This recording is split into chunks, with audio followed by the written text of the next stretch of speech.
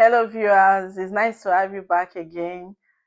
This is the HarvestField Network. My name is Irene Odogu. I'm so glad to be able to reach you again today. And we are doing a part 2 of our initial topic, which is on tithing. And today we will be looking at if Christians are obligated to keep the laws. Remember, in the part 1, I told you that we have a total of 613 laws in the book of the Old. And today we want to see if actually Christians are mandated to keep the laws. In that 613 laws, tithing is one of them. And so we are going to see from the pages of the scriptures too, if Christians are mandated to keep the laws. Remember, Christianity started in the book of Acts, Acts chapter 11. If you read from verse 22, that was where Christianity started from. The old people that paid tithe, they practiced a religion known as Judaism. So we are going to see if actually as Christians, if we are mandated to keep the law. Paul adamantly reaffirmed in all his episodes that the Christians are not mandated to keep the law. We'll go through them and we'll see if actually what I've just said is true. In Hebrews chapter 7, if you read from verse 12, you will find out that the priesthood has been changed.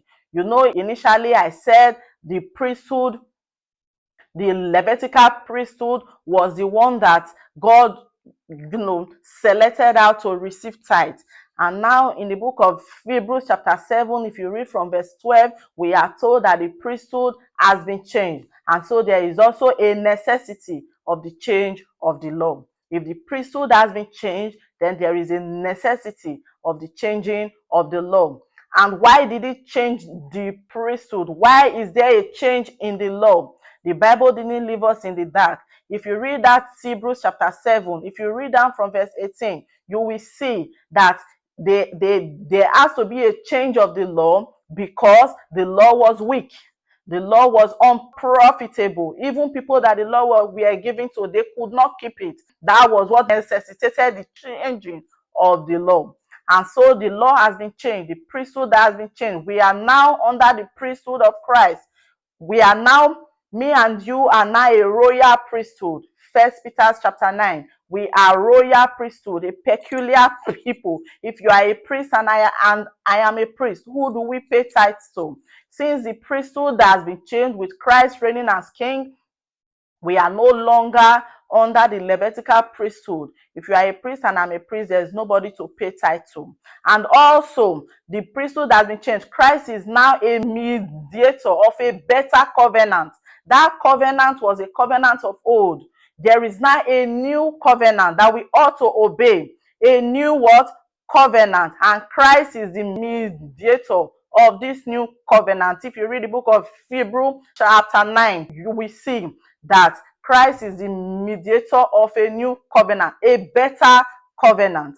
And so the old is now what? Obsolete. Galatians chapter 3, if you read from verse 11, it tells you that no man is justified by the law in the sight of God. No man is justified. The law cannot justify anybody. Nobody is justified by the law in the sight of God. If you are attempting to be justified by the law, then you are falling from grace. Since the priesthood has been changed as we saw in the book of Hebrews chapter 7, he said the priesthood being changed, there is also a necessity of the change of the law. Hebrews chapter 7 and verses 12. Since the priesthood has been changed, then there's supposed to be a change of the law. We are now royal priesthood. And if you are a priest, I'm a priest, who do we pay tithes to? Christ is now a mediator of a better covenant. If you look at the Bible in the book of Galatians chapter 2, if you read from verse 21, it says, if righteousness can come from the law, then Christ has died in vain. Because the law makes nothing perfect. Even those that the law were given to, they were not able to keep it. They were not able to keep it. He said, finding fault with the old. That is why he established the new. And it told us there that because the old law was weak and unprofitable, that is why Christ had to come. God saw that the law he gave them, they could not keep it. They were struggling with it. They could not keep it. That was why Christ came. And now Christ has come. Are we still going to be keeping the law? Are we still going to be keeping the laws that were so difficult for the children of Israel to keep? If you read the book of Galatians chapter 3 verses 11, it told us that no man can be justified by the law in the sight of God. If you want to say you want to be justified by the law, then you have fallen from grace. No man can be justified by the law in the sight of God. And mind you, tithing is one of the laws. It will not be good for us to, pick out only tithing from the law and then you leave the others. Remember in the book of Deuteronomy chapter 28, the Bible makes us to understand that there are covenant blessings and there are curses too if you cannot keep all the laws. If you cannot keep all the laws, then if you fail in any, you are failed in all. So taking only tithing from the law to practice, it is wrong. If you take only tithing from the law, what happens to keep the Sabbath day holy? What happens to the Feast of Tabernacle? What happens to burning of incense? What happens to killing of animals, sacrificing of animals? If Christ has died to cover those ones, why is it that Christ didn't die to cover tithing? If you cannot keep all the laws, you are under a curse. That is what the Bible said in the book of Galatians chapter 3. If you read from verse 13, if you read from verse 10, Galatians 3 and verse 10, it says, "Cursed is everyone that continue not in all things that is written in the law." If you are paying tithe as it is now, you are under that curse because you are not continuing in everything. You just chose some that is beneficial to you and you are leaving the others. Underline that word, all things. If you are not doing everything that is stipulated in the law and you are picking just one and leaving the others, you are under that particular curse.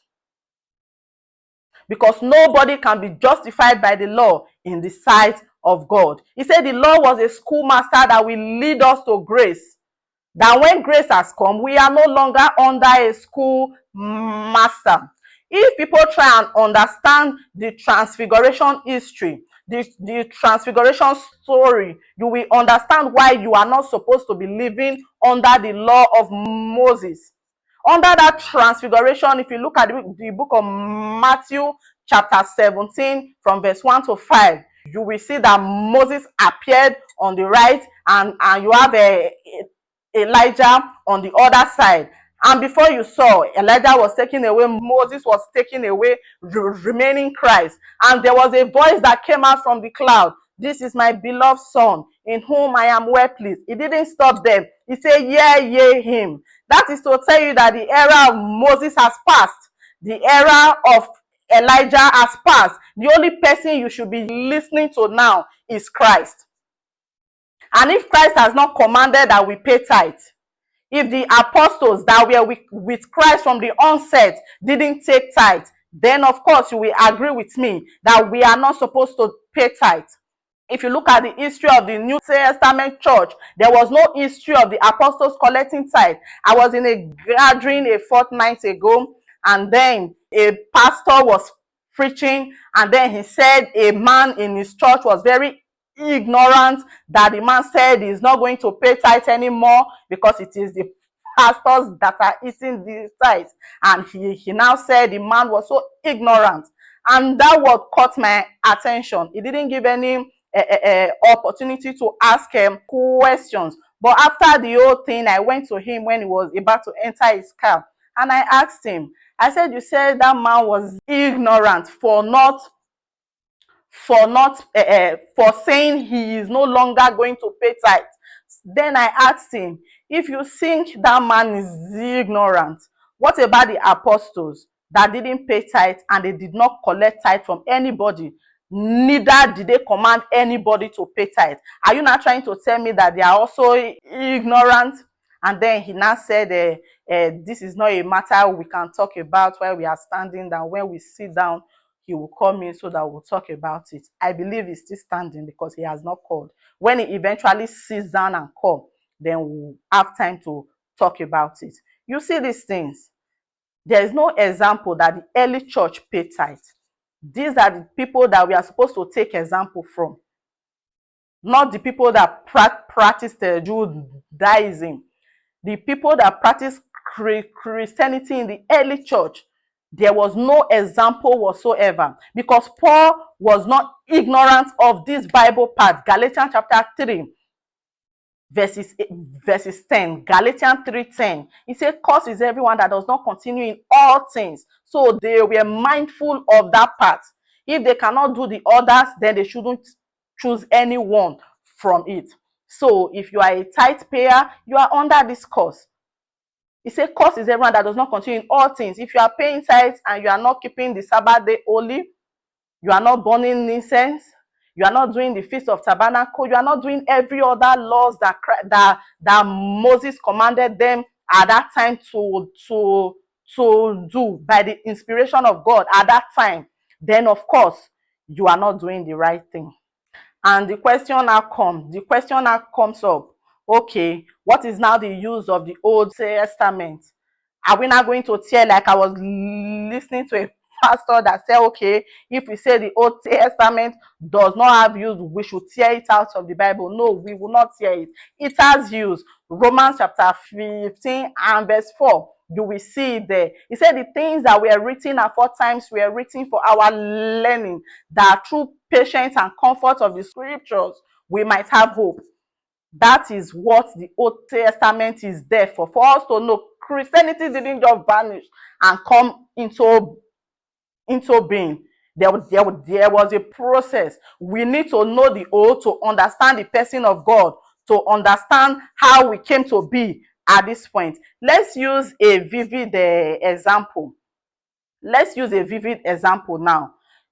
If you look at the history of our country, during the colonial era, this country was governed by constitutions. We have the Macpherson Constitution, the Richard Constitution, and the others. So now, in our present age now, can a lawyer go to the court of law and be quoting those constitutions as binding on any client? It's not possible, because we have a new constitution governing the nation now. So you cannot go back to those ones. That is exactly how it is. The old is for us to go back and see how God dealt with them, and then we understand the person of God. It is meant for our learning, not for our practice. I want to thank you for listening. I want to say God bless you. It's still a continuation. If we are not to pay tithe, how do we give in the New Testament church? This is what we will be looking at in the third part. Once again, I want to thank you for listening. I know I stammer a lot, but trust me, I'm trying to pass a message, and I know you have gotten the message. And also, you can like, subscribe, share, and follow us in all our social media handles, and you can drop your comments in the comment section below. Thank you very much for listening. I love you. God bless you.